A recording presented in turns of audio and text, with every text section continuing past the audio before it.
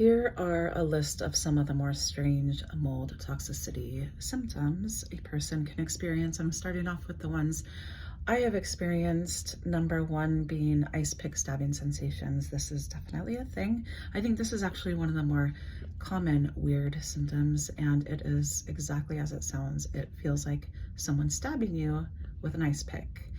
And I experience it in all sorts of different areas. One of the weirder ones has been like my pinky finger. It lasts maybe 5-ish minutes. It's painful and it's very distracting. Another one I attribute to issues with my liver because of the mycotoxins that are in my body, and it is itchy hands. Also blurred vision I attribute to liver issues. My vision gets so blurry that I will have to use readers in times of mold exposure and not when I am not in an exposure. Vertigo. I developed vertigo with a mold exposure and it just kind of has stayed with me.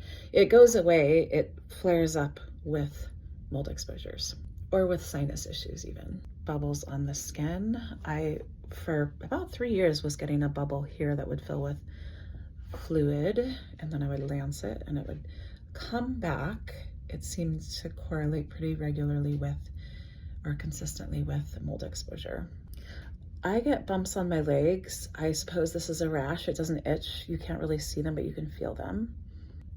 Bloating, probably one of the more insulting of the symptoms, looking like I'm 7 or 8 months pregnant because I ate a banana. Some people experience hallucinations. My youngest experienced hallucinations when she was very little, probably 5, seeing bugs and spiders in the air. Twice this happened in the middle of the night. Not caring about things you normally care about, even things you normally might be passionate about, just having flat affect. Not remembering your dreams at night, largely because of the sleep issues that ensue. Restless leg, but also in the arms and up and down the spine. This is probably one of the most uncomfortable symptoms I experience. A feeling of doom that comes with peristalsis and often nausea.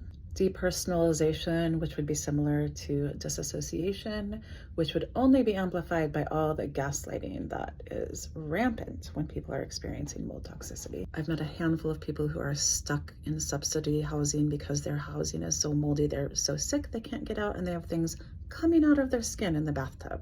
Some people's whole entire body turn bright red immediately upon exposure, and some people even get weepy. I'd love to hear from some of you what you have experienced in health.